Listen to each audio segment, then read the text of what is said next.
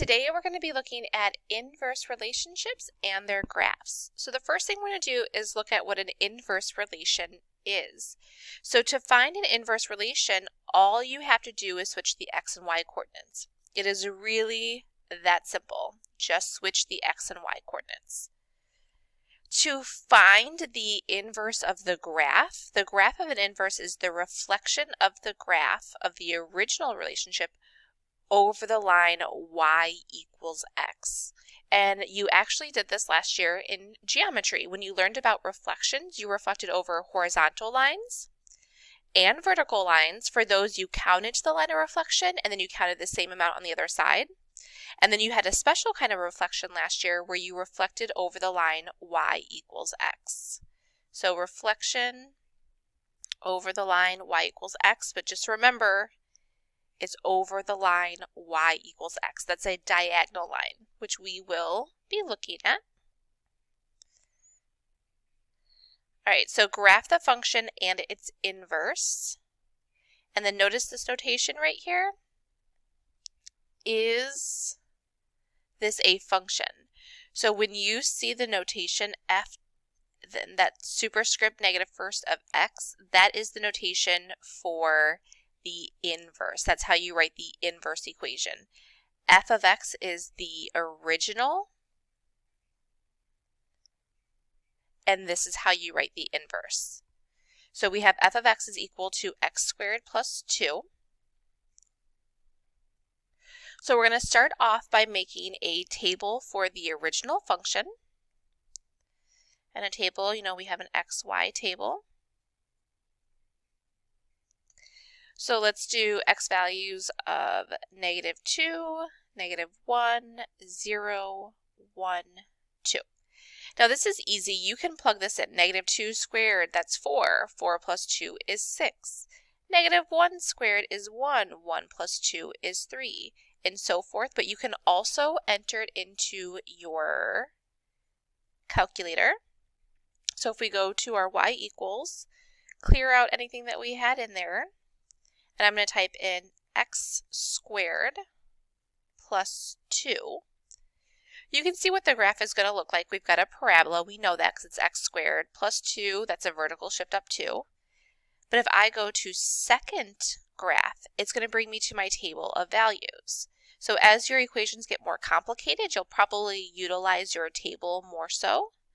But I can see -2, 6, -1, 3, 0, 2, 1, 3, 2, 6, 3, 11, and so forth. We want to pick the ones that are on our 10 by 10 grid that we have on our paper. So that's why we're choosing between -2 and a +2. So we saw that 0 was at 2, 1 is at 3, 2 is at 6. All right. So let's make this a little smaller so we get everything in here. So we're going to go ahead and plot these points. We've got our original function -2, 6, -1, 3, 0, 2, 1, 3, and 2, 6. I'm going to also label this as f of x, showing that this is going to be my original function. Now remember, we are reflecting over the line y equals x. That is a line that has a slope of 1 that's going through the origin, the y-intercept of 0, 0. So this is that line y equals x.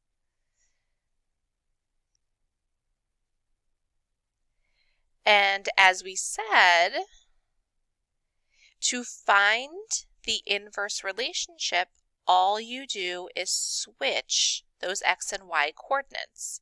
So this becomes 6, -2, 3, -1, 2, 0, 3, 1, 2, 6. See?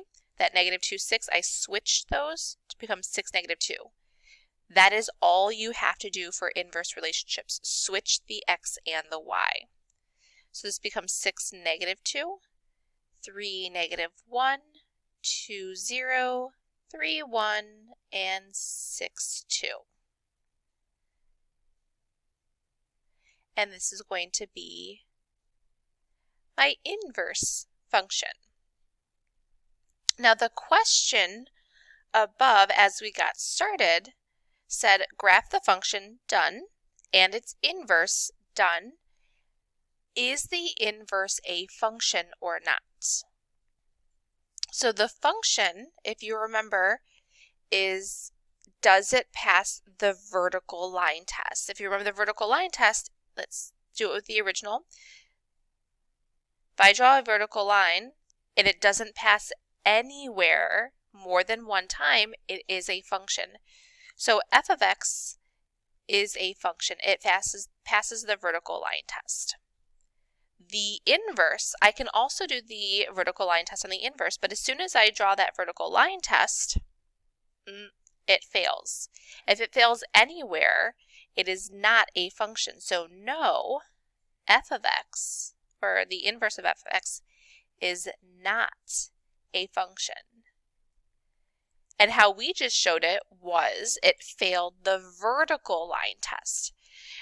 Now, when I have what I'm looking in front of me, I use the vertical line test because the vertical line test says, is it a function, yes or no? Let's pretend like I did not graph the function and the inverse. If I only have the original function in front of me, I can use the horizontal line test. Okay, so the horizontal line test says if no horizontal line intersects the graph of a function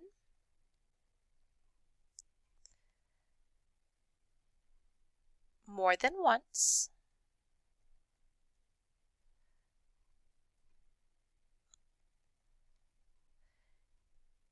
then the inverse of that function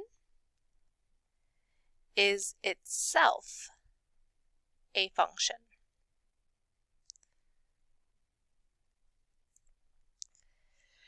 So, if I was looking at this and I did not give you the inverse, so let's pretend like this is not there. Let's pretend like that red graph is not there. I covered it with my hand and you can't see that. Oops. So if I'm looking at this, I look at the original function f of x. I draw a horizontal line on the original function and I see that the horizontal line test is failed. I could also then say, no, the inverse is not a function because the original f of x fails the horizontal line test.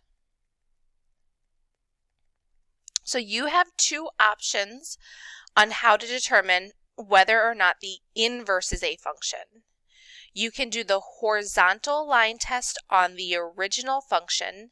That determines whether or not the inverse is a function.